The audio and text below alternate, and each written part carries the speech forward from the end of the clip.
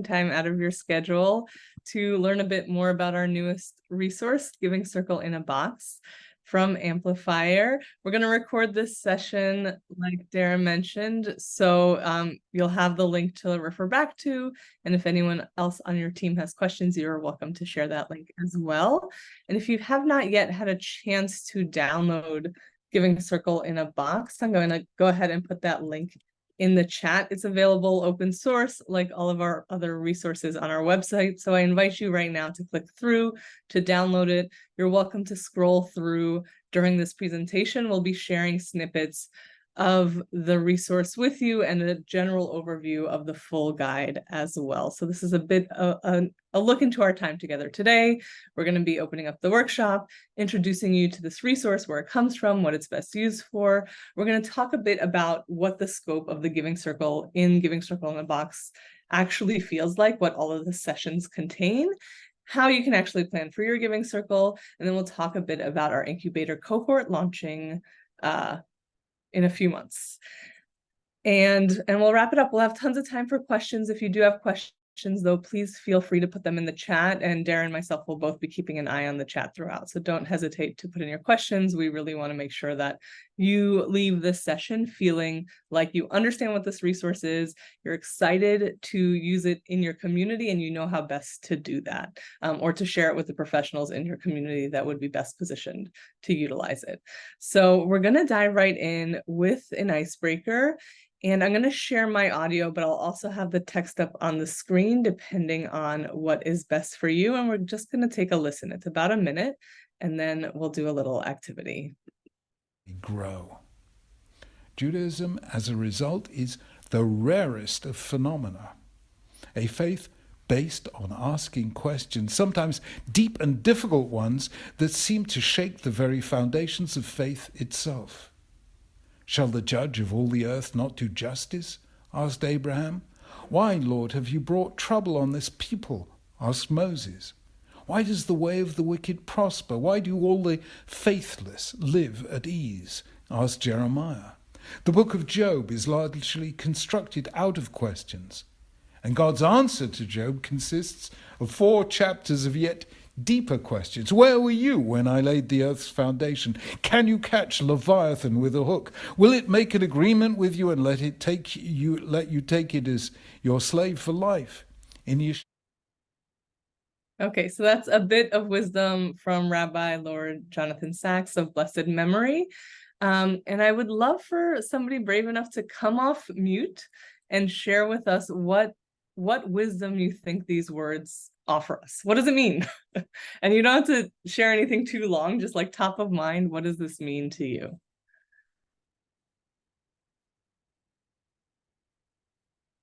There really are no wrong answers.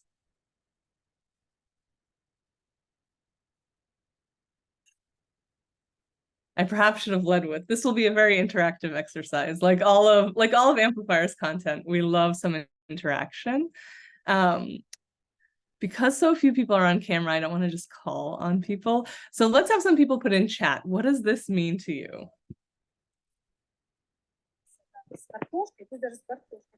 Go ahead, Victoria. Or did you just join? Never mind. Oh, Amy, thank you. Judaism is interactive rather than didactic. Absolutely. Love that. Other thoughts? Right? It's about questions, all about questions. In Judaism, we're asking questions all the time. Our highest authorities are asking questions instead of offering simple answers, right? That so much of Judaism is not didactic. It's question-based, it's about interaction, it's about grappling with each other. So the icebreaker that comes from this, that is actually the opening activity in our first workshop, is one where we invite participants in the room to go around and, instead of saying statements, to just ask each other questions. And the way this works in the room is, for example, I would turn to Dara and say, Dara, how is your day? And Dara, instead of answering me, would turn, for example, to Amy and say, Amy, what's the weather like in, and I can't see where you are exactly right now, but what's the weather where you are? And Amy would turn to Andrew and say, Andrew, what is the meaning of life? and Andrew would turn to Lauren and say, Lauren, why are we here, right? Whatever it is, or how did you get here? How's your car, right? And the challenge is to not answer and to not make a statement, but simply to ask questions. And you can go around a couple of times or until somebody stumbles, right? And to do that. So you can imagine what that might feel like. And I want to actually invite you in the chat and to consider what would it feel like to just go around and ask questions in a circle with a room either of your peers or your donors. Let's get some like feeling words in the chat. What would it feel like to go around and just ask random questions of each other for 3-4 minutes?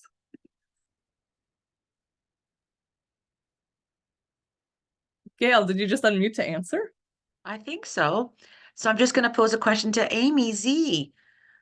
Amy, how long have you been with Tidewater? Amy, you want to go ahead and pass the question to somebody else? I love that. Yeah, I just had to unmute. Andrew, what's the weather like where you are today?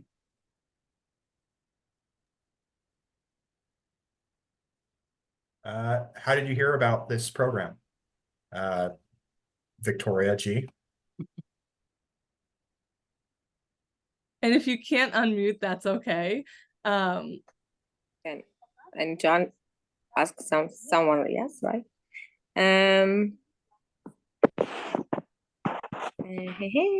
Lauren Shorten, how do you like your coffee? Dara, what's making you smile so happy?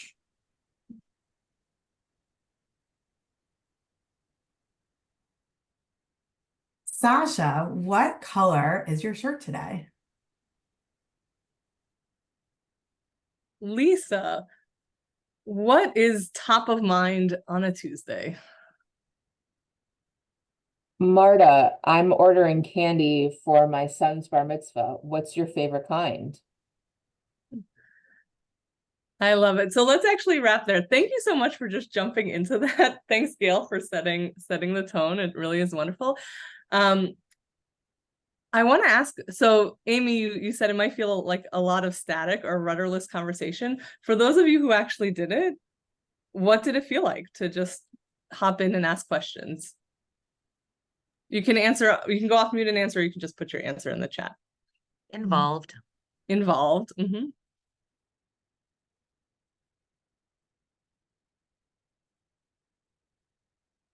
Yeah. Like it's kind of hands-on. It's a bit awkward because it's different from what we usually do. It can feel exciting because, yeah, Dara said uncomfortable, absolutely. It can also feel a bit exciting because you're using your brain in a different way. Telling about each person, absolutely. Like who's willing to ask something specific or share something, right? Lisa, it's great that you shared a bit about an upcoming event, right? An upcoming simcha, right? And so there's ways in which we peek into people's lives as well. But it's really open-ended and allows for that. And it's a little bit of play, right? This activity actually comes from the theater world, right? It's like a common interactive theater, like opening exercise. But adding some Jewish wisdom, right, offers your participants a way to feel like this is, I'm learning a bit about Judaism, I'm connecting to Judaism, and I'm doing something that shakes out the cobwebs, that makes us feel a bit different, that lets us giggle. Usually when people do this in person, there's some laughter as well. And it's kind of like a giving circle in that it's a little different from what we usually do. It makes us step into a different kind of mental space and community space and space of connection and practice something intentional, right? And starting with an activity that makes people do that is a really helpful way to say, hey, this is going to feel a little different. It's going to look a little different, but it's going to be fun. And we're going to connect over it. So that's why I wanted to start with that. And from a facilitation perspective, to point out that like, even in a Zoom space, this is particularly hard, right? Because we can't just say we're going to go around, but you all really took it from me and took the lead. So I want to say thank you for that. But to say that like, this is something where it can go whichever way, and it's kind of a fun way to start. I'm actually we're gonna get much more specific really fast, and I'm gonna pass it to Dara to tell you a bit more concretely about Giving Circle in a Box itself and where the resource comes from. Thank you, Sasha. And actually, before I even get into that, this is a little off script.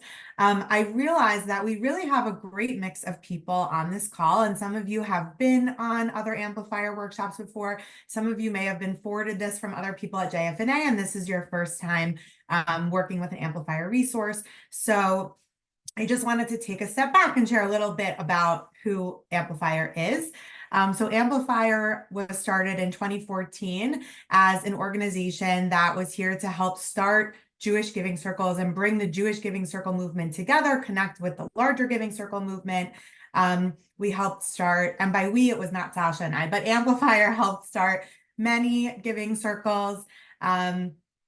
And in 2020, Amplifier moved into the Federation space by coming into JFNA. And since coming to JFNA, we've really focused more of our resources on off-the-shelf tools that brings Jewish values and wisdom to your work, whether it's a federation, a synagogue, a JCC, and ways that we can really make having conversations about philanthropy accessible, easy. And so that starts with, smaller 15-minute workshops or posters such as our Giving Panorama. We could send all these resources out after, to larger things like really helping people start giving circles. And so this is our newest resource that's focused much more on the giving circle space as opposed to more of the short conversation-y Jewish values types things. We bring Jewish values into this, but it's a larger project. So getting back to Giving Circle. So before we get into Giving Circle in a Box, I just wanted to start with what a Giving Circle is, because some of you may know a lot about Giving Circle, some of you may have heard of it and not really know as much. But a Giving Circle is really just a group of individuals who pool their dollars and come together and decide where to allocate. So very much like what a federation does on a larger scale. But it could also be as simple as a group of friends in a book club that decide as part of their book club, they're going to each put in $18 and they're going to decide where to allocate their funds together. And Giving Circles meet over multiple sessions, decide on shared values, issue areas that you want to support, explore organizations or projects that fall into what your mission and focus area is, and ultimately come to consensus or a vote on who you would like to fund. And what's great is that Giving Circles really give everyone a chance to participate. You could be giving $18, you could be giving $1,800. It really depends on what the goal of your Giving Circle is. So Sasha, we can move on to the next. So who is a Giving Circle for? Who's participating in these Giving Circles? We've helped start many Giving Circles. We've consulted with existing Giving Circles on a variety of topics. And generally, they fall into these buckets. It's great for alumni of a camp, a day school, a synagogue youth program that are now, adults, and you want them to give back, parents, grandparents, etc. Many young leadership Giving Circles happening around the country. So young professionals that are just starting out in their philanthropic journey and looking to get more involved. There are tons of women's Giving Circles, both out of federations or happening through a sisterhood at a synagogue or at a JCC. They're great for leadership pipelines and leadership development. So whether it's young professionals that are just starting out and you see them having leadership potential and you're trying to move them along, or people that are already in your leadership pipeline that you see as growing into senior leadership at your organization, but kind of need like a next step until that next right fit is available. It's great for that group. And it's great to engage groups that you might have been trying to engage and haven't found the right fit to bring them into your organization. So we've helped Giving Circles that are part of the LGBTQ community, Jews of color, Gen Z, empty nesters that have been really busy with their kids and now they're out of the house and finally are looking to get more involved. And it's also great for issue-based engagement. So you may have individuals that have really come out of the woodwork recently with everything happening in Israel, and whether it's Israel that got them or anti-Semitism that got them, people are looking for community. They're looking to do something to try to make the world a better place, to change what's happening. And so they're coming to organizations and looking for ways to get involved. So, okay, next slide. So what is Giving Circle in a Box then? So many established Giving Circles that you may have heard of or know about are much longer in the process. They might meet 6 to 10 times a year. They give out multi-year grants. They have a request for proposal process. And that can be really intimidating in terms of starting one. And often when we meet with people who are looking to start a giving circle and we kind of go through the process with them, they think it's a great idea. They just end up not having the staff capacity or the time to do it. And so we said, what if we came up with something that helped make it easier to do that? They also really help in thinking in terms of seeing a giving circle as a long-term strategy for donor engagement and leadership development. So it's more about the learning, the connection to Jewish values, building Jewish community, relationship building, ultimately leading to donor retention and increased giving over time. So it's a great way to bring new people in. So Giving Circle in a Box is basically all the tools you need to run a 4-session giving circle. It includes your planning booklet, agendas, facilitation guides for each session, and dependencies with all the workshops, email templates, everything that you could need in order to start a giving circle. So we're really happy you're here to dive a little bit more into what Giving Circle in a Box is and how it could be useful for your work.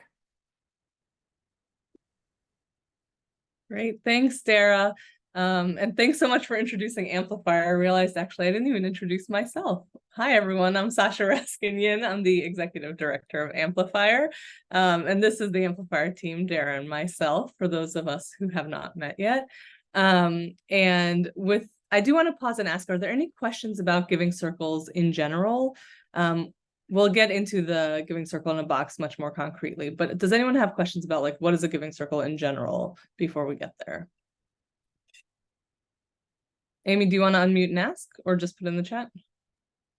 So the question I have is about, we have a giving circle here that's been ongoing for several years, which I think in and of itself kind of challenges the idea that it's a giving circle. But also we're experiencing a lot of mission creep with the circle. It seems to be turning into a social circle that you kind of pay to get into. And it seems like the philanthropic aspect of it is starting to take backseat to the social kind of, I want to hang out, which is coming to the forefront. And I don't know how to stop it, prevent it, or reverse it. Mm-hmm. Yeah, I mean, it's an interesting question. I think there's I would ask a couple of follow-up questions, which is like, do you have to, right? If this is a meaningful community for people and they're giving, maybe that's okay, right? But if really what's going on is sort of a lapse and like you're worried that people are just going to stop at the contribution part, or they could be giving more or be more meaningfully engaged, it might be a matter of either recruiting more people, deepening the focus, or adding another level of leadership development, right? Maybe this is a step on the pipeline. Maybe people are engaged for 5 years and then they go on somewhere else. I mean, it sounds like there's a really valuable community element here, and that is an important part of a giving circle. And often multi-year giving circles become people's like communal homes, right? That's where their friends are. That's where they go to talk politics. That's the people they call up anyways about other things. And that's really well and good. And there is a question of how do you keep the giving circle space about the philanthropic engagement, right? So I think it's a challenge. It's something I'd be happy to talk about one-on-one. I doubt that's like what most people here are grappling with, but I think it's a really unique way that giving circles operate, right? Where they become people's primary communities, right? And that's a powerful thing. And it's a question for us as people who engage with philanthropic leaders about how then do we keep growing their leadership and moving them in that giving. Yeah.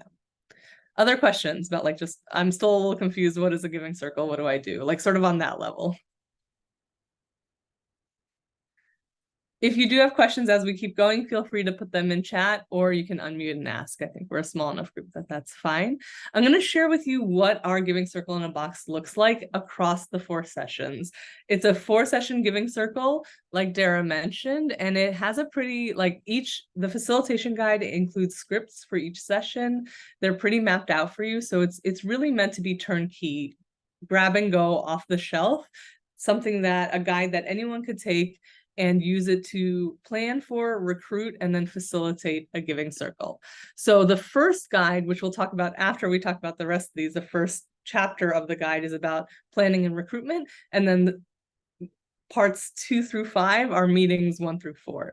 And this is what they look like. So the first meeting is about building your community, getting everyone together, doing that awkward asking questions activity, and finding your group values, right? So values are often both universal and very particular. And so it's a very powerful first activity, which we'll try on in a little bit, to get people started talking about real things in the world that we share in common, but also look different for each person. So that's the first meeting. The meetings are about 2 hours long, each of them, although as professionals, you can all sort of adapt and adjust, but that first meeting is really around the community and the values piece. The second meeting is around the focus area. So it gets more specific and concrete. What issue area do your participants want to fund?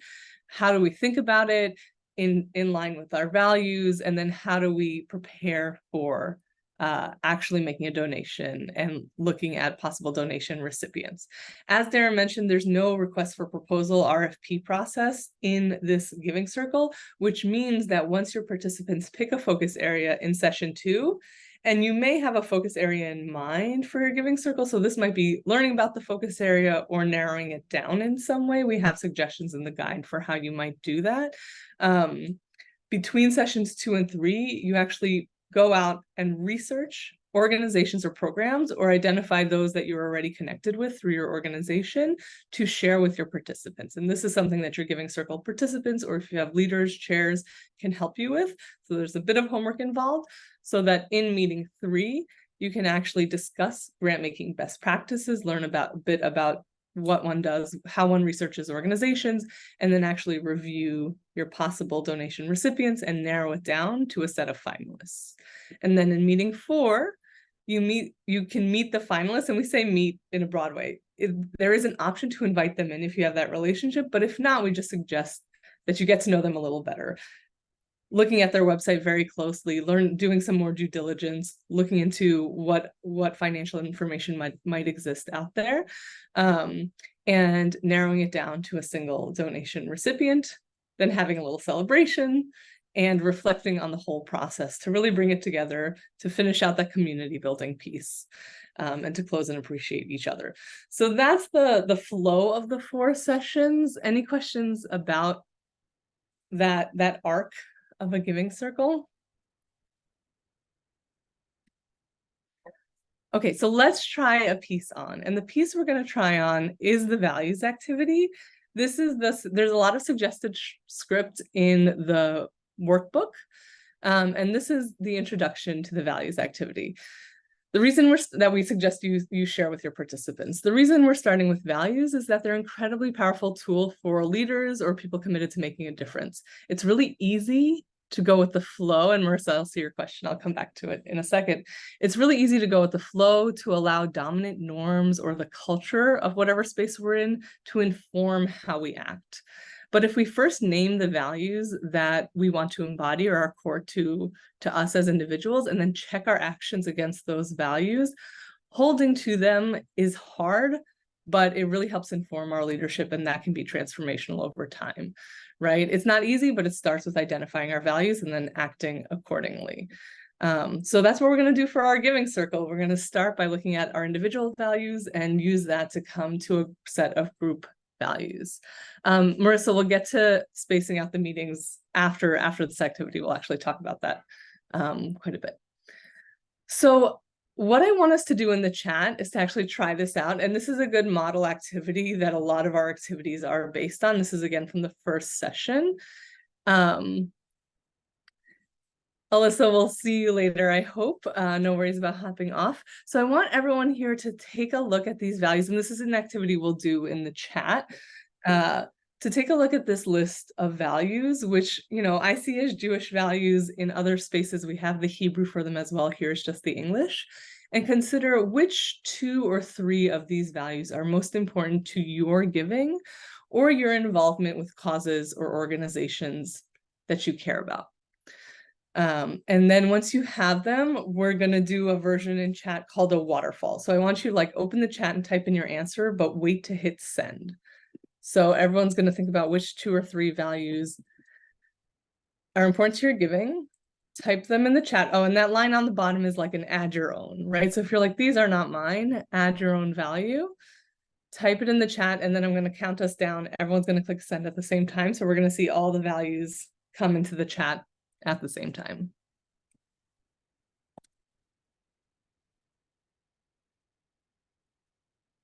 Take about 30 more seconds.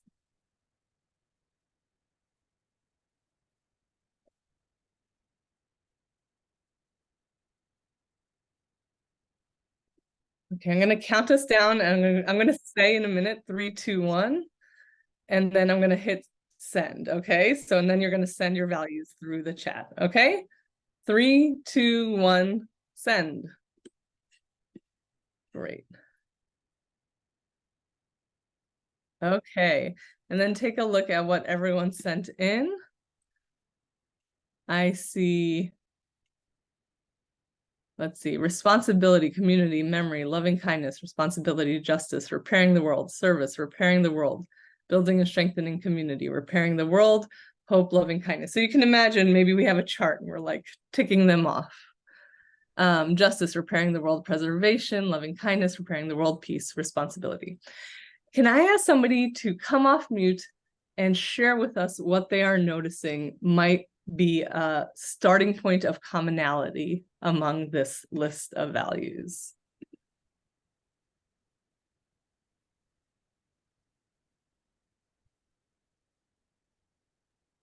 Repairing the world. Repairing the world. Yep, that's the one that I think is coming up the most. Absolutely. And I might ask, Oops. yeah, go ahead. Sorry, I think responsibility really covers everything on this list. I mean, it's such a big word, and it's everything that we as a federation stand for. We're responsible not only for our community, but for the community we serve. And I just think that's a very strong, powerful attribute that's in our DNA. Mm-hmm. So Gail, what's an example to you of what responsibility looks like? You're naming that like this is a value of your federation. What does it look like in practice? Well, it's not necessarily a value of our federation. It's a value for within me. I'm just responsible for myself, and I'm responsible for others.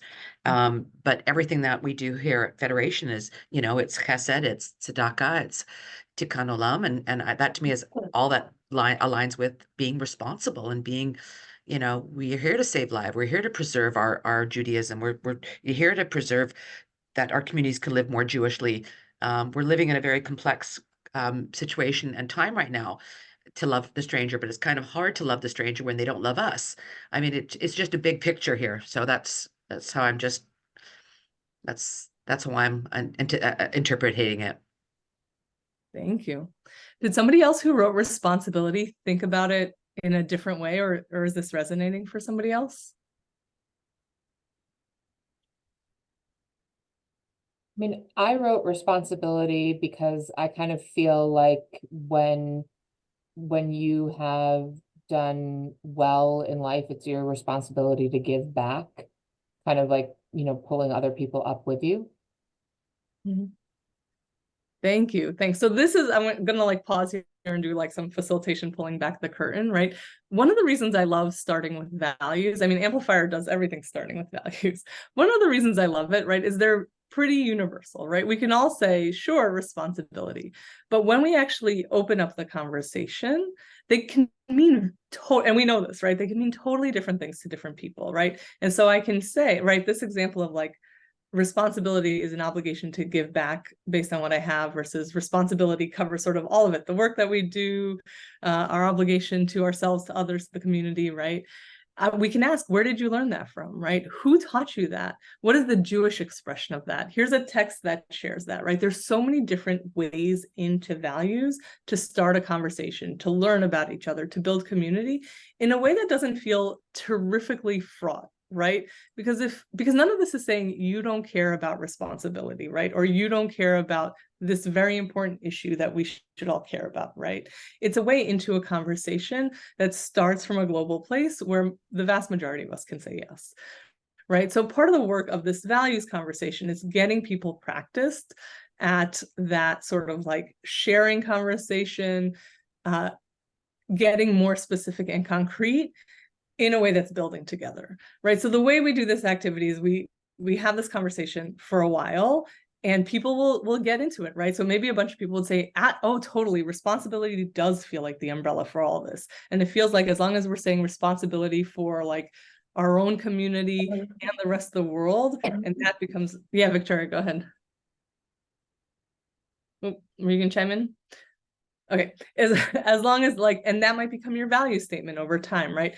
Our giving circle is committed to responsibility, which to us means a joint responsibility for Klal Yisrael and repairing the world, right? Like beyond the Jewish people as well, right? Maybe that, or maybe you take it in a different way completely, right? And there's like a big disagreement about what responsibility is, and as a group you decide that's too hot. We actually don't have agreement here, and instead we're going to come back to this idea of repairing the world, or something completely different, around maybe loving kindness, right? That actually feels like where we're on the same page, because a giving circle process is about consensus. And as we say several times in the guide, consensus isn't about picking the topic that like 8 out of 10 people are most excited about. It's the one that 10 out of 10 people can get on board with, right? So like, if everyone's like responsibility is great, but 2 people are like, actually, I'm totally opposed, you go to the next best thing. Debate in a giving circle is good when it's, debate for the sake of heaven, which is like a Jewish idea, right? When it's the debate for the sake of the growth of the giving circle and learning and building. But if it's just debate for the sake of debate, right? Like you have 2 personalities that like want to get into it, or like it's not moving you forward, that's when it's like, this sounds like a great conversation to have at a bar after this. We have to move our process forward. We're going to move on to something else, right? You really want the conversations to be building your community and moving you towards your decision points, right? So this values conversation is in the first meeting, and it's a good test case for you to figure out what those dynamics are in your group, to like help you figure out how you'll facilitate them moving forward. Because in the second meeting, you do a similar activity on focus area, right? What issue will we be talking about, right? Because values are not issues, right? You might say we really care about repairing the world, and everyone wants to talk about education or something, but there is worth in talking about what the value is separate from what the concrete area of work is, the focus area, because you do that in session 2, and you might say, right, like we care about hope, and our focus area is climate change, right? And so we're going to fund organizations that work on climate change from a hopeful perspective, right? That their approach to this is that there is an opportunity, like we see the hope in humanity, in the world, right? They are 2 different things, right? And I think it can be hard to stay in the space of values, but before going into focus area, but I think there is what to do in that. But anyway, so it goes values, focus area, and then you do that very concretely when you're learning about your organizations to receive a donation, and you're saying, do these fit with our values and the focus area, right? The ethos of what we want to be giving to, and the actual work of what we want to be giving to. Okay, so I see there's another question. As we build the group for Giving Circle, understanding their values, would a survey be something that would work prior to launching a Giving Circle? We have some suggested like participant agreements. Let's get into the nuts and bolts, and then we can talk about, like, I think you'll see if the survey feels like the right thing. We don't usually do surveys. We usually like have intake conversations and then a participant agreement, because hopefully you have some like leaders in your court, in your like, who you can ask those questions to and gut check some decisions. Well, Sasha, I just want to add also, I think what Gail may be getting at as well is, do you send out a survey to people to see what issue area they want, and then invite people, what values they care about, and then invite the people who care about that value to your giving circle?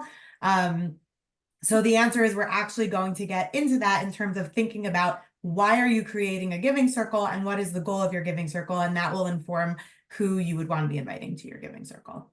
Yes, exactly. I would say that will come up more with a focus area, perhaps. So let's get into it. Okay, planning your specific giving circle. So this, like I said, this is really the first portion of Giving Circle in a Box that talks you through how to think about your goals, who to invite, right? Setting up the logistics, doing the actual recruitment. It includes some sample emails and suggestions. So let me actually go to the guide itself, because you can see the actual text, and I think this will be helpful for you. And apologies if I'm looking this way, I couldn't fit everything on one screen. But we suggest that you start with thinking about the goal of your Giving Circle, right? What do you want to accomplish? Why are you launching a Giving Circle, right? What do you want your participants to actually walk away with and to learn by the end of this 4-session arc, right? And some of this might be goals for your participants to build their leadership, to engage new donors, to help people learn about your organization and stay more involved over time. Some of it may be for yourself as an organization, right? To either to help learn about a certain demographic or to similarly grow your donor base, engage new constituencies, make a difference in a new area, for example.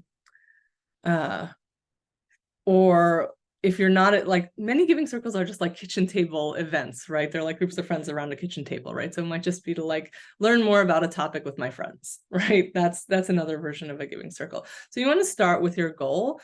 And often at an organization, the goal is connected to who you want to invite, who is your Giving Circle for. And this is similar to what Dara was mentioning at the top, who Giving Circles are most effective for. And again, this is designed not just for organizations, but often for organizations, you really want to engage constituencies that are underengaged. And a Giving Circle like this, I would say, is really effective for those constituencies that you want to engage more, but are open to new approaches and with which you can take some risks, right? Like really often we find young leaders are a really great group for Giving Circles. Underrepresented demographics are a great group that you can connect to because they're looking for a relational engagement, right? They're not looking for like another poker night or something like that.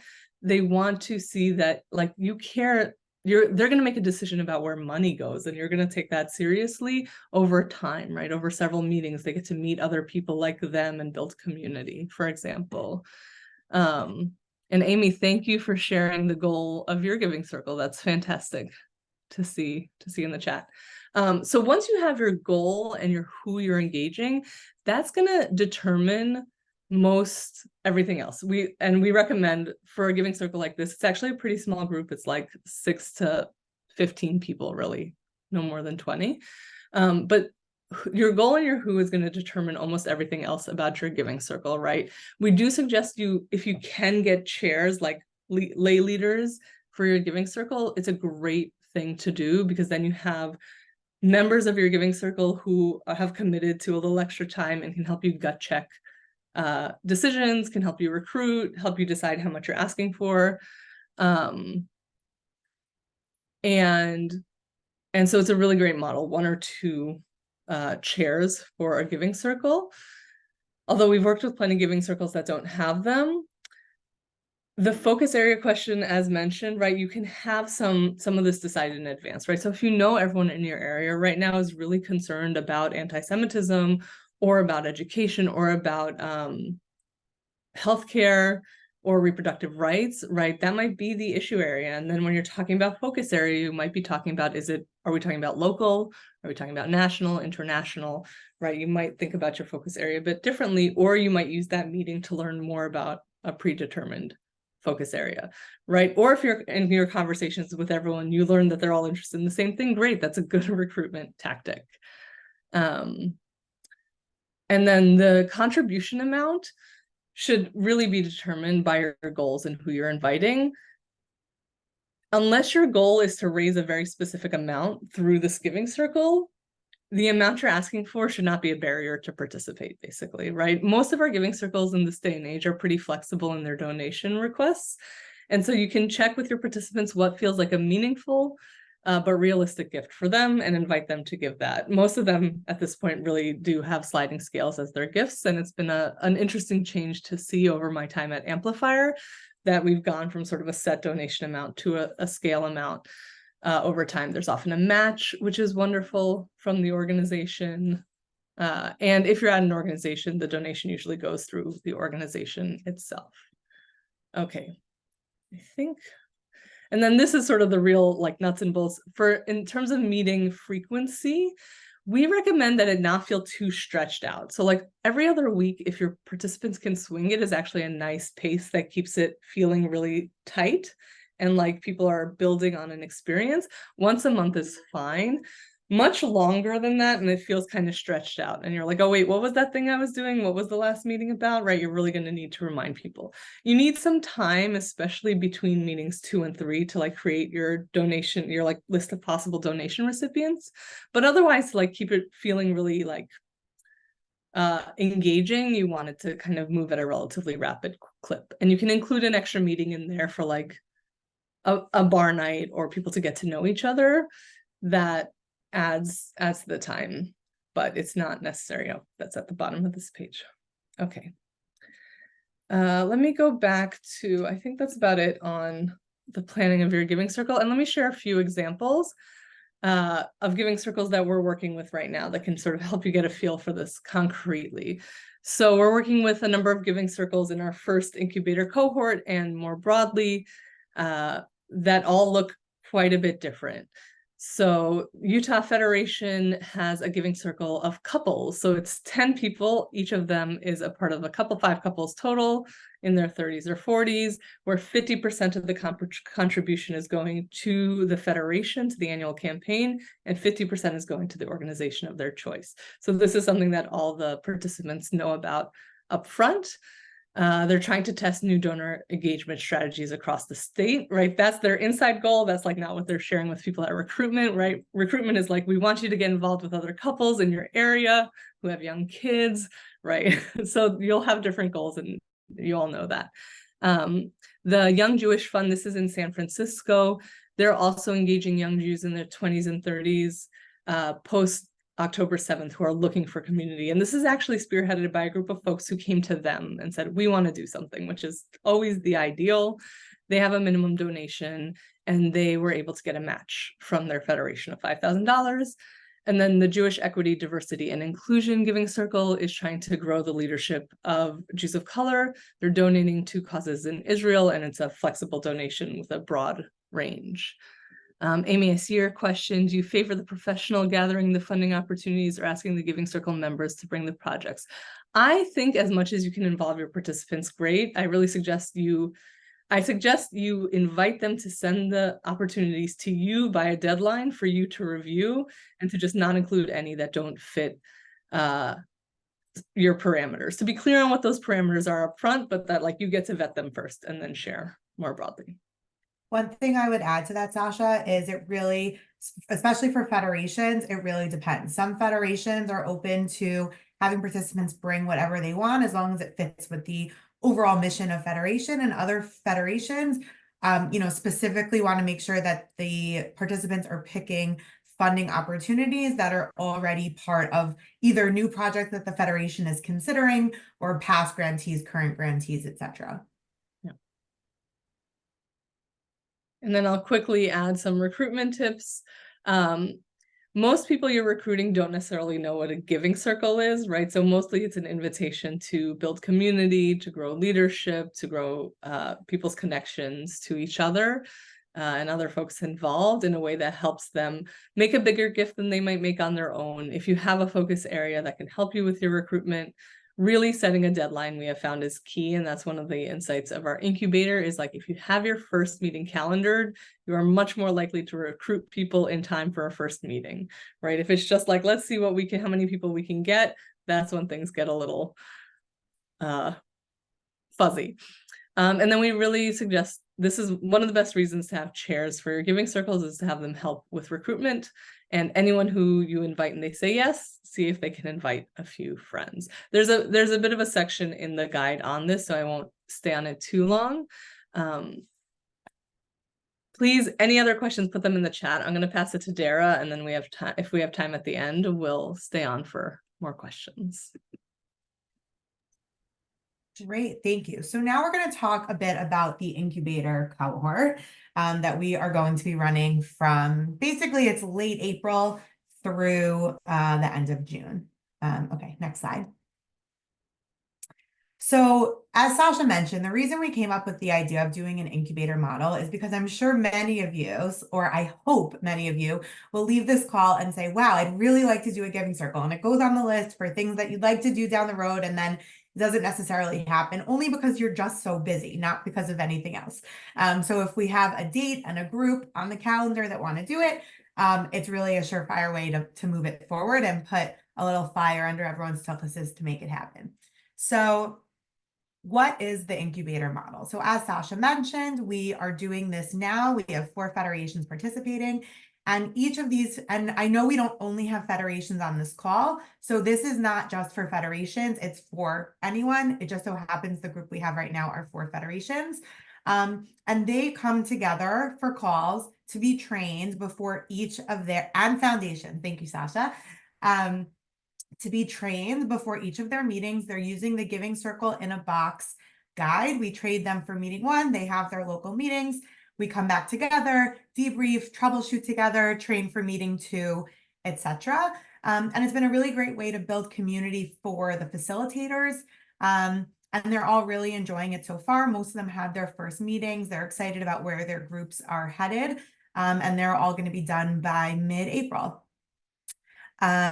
Great, thank you. How the incubator works. So if this sounds like something you would be interested in doing, great. The first thing is to get approval internally. For some of you, that may be you. For some of you, you may have a boss or a chief development officer to talk to really just make sure that they're on board with you moving forward with it. And then we have a brief application for us to hear more about what you're looking to do, who you're trying to engage. And then once we get that, we'll reach out, we'll schedule an initial call to help you plan and recruit. So a lot of the questions that you asked during this meeting are things that come up on that first call. How many meetings, how far apart should my meetings be, etc. So we'll kind of help you through that whole process. And then you'll join us and the other groups participating for those 4 train the trainers throughout. We're available separate from just those. We've had plenty of calls with the people participating to answer more specific questions. And then we have a closing session at the end where we bring together all of the professionals and their participants to kind of come together and talk about the experience, share what you decided to fund, etc. And so we're also going to open it up to other questions, but I put a few questions here that have come up from our current participants.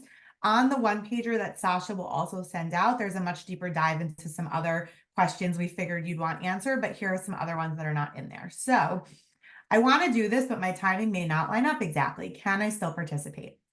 Absolutely, you can still participate. The group that we have running this right now, that are participating in this right now, started around the same time or finishing around the same time, but one group has their meetings once a week for 4 weeks in a row. Some groups have theirs 2-3 weeks apart, finishing a week later. So it's really, we're flexible, and it's also about what works for your participants and how can you get the most people involved in timing that works for them. Is there a minimum gift my participants need to make? We spoke on that before. It's really up to you. It's up to what the goals are, what people above you might be saying are the goals that you need to have, etc. What happens after I run the Giving Circle? We hope that you will continue. Obviously, we can't make anyone continue, but in doing this incubator, the intention of all of the groups participating is that, assuming it meets their goals, they plan on doing either this Giving Circle again with another group or moving into a larger form of Giving Circle, but that the idea of Giving Circles is something they're looking to continue doing moving forward. And then will there be other opportunities to do this?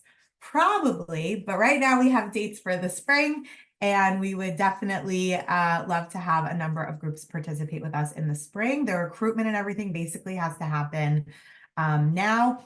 And I think we have our first training right before Passover. And then we figured many people would probably start their Giving Circles in May.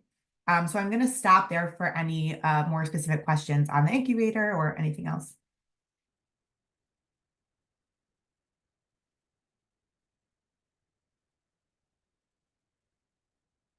Awesome. Okay. Align the timing with our next campaign kickoff. Yeah, if there's a time frame, we certainly, if we can get groups together at different times, we're happy, to do more cohorts because it's really nice to do it as a cohort, but also if someone's looking to run a giving circle just on their own at a time that's very specific to them, we're happy to help you get that off the ground as well.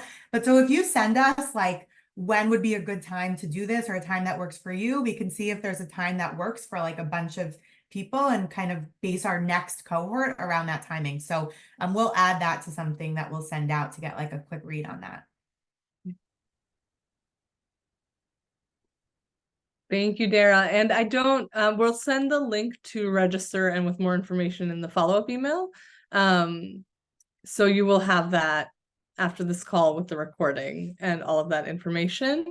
For now, I want to thank you all for joining us. We're going to add a link to the evaluation. I'm going to drop it in the chat now. So if you can pull that up now as we're sharing the wrap-up information, thanking you all for participating, doing some closing details. Now is the time to pull up an evaluation, tell us what you thought, so we can have data to share a very important piece of everything that we do. Please do open that up and share your thoughts with us. But I do want to start by saying thank you all for joining. And if you do have questions, please don't hesitate to unmute, to ask them, to put them in the chat. We are really here as a resource for your Giving Circle work, whether that's a Giving Circle in a box really closely modeled to this guide. If you have questions for how to implement it with your group, for which of the additional resources to use, each of the guides has, here I'll zoom out, each of the guides has a reference sheets and alternative activities to use for the openings, as well as different activities and suggestions for implementation, for example, if you have a focus group and things like that. So we are here as a reference for you if you want to call and ask, or if you're like, this is actually not the kind of Giving Circle I'm looking for, we have a wealth of resources for how to plan a Giving Circle soup to nuts that fits your exact specific needs, right? That's Amplifier's historic frame. So if you're like, no, really what we need is just a one-off meeting, which is our pop-up Giving Circle, or an 8-session Giving Circle, really curated for our major donors who are looking for something very specific and tailored to their needs, we can help with that as well. So please don't hesitate to reach out. You can just respond to the email that comes after this workshop. Either way. Okay. So I think that's it. We're going to stay on for any questions that folks may have until the hour. But I really appreciate all of you for coming, for diving in, for asking questions, for doing the activities, for sharing your values, and for engaging in the Giving Circle conversation. Thank you all so much.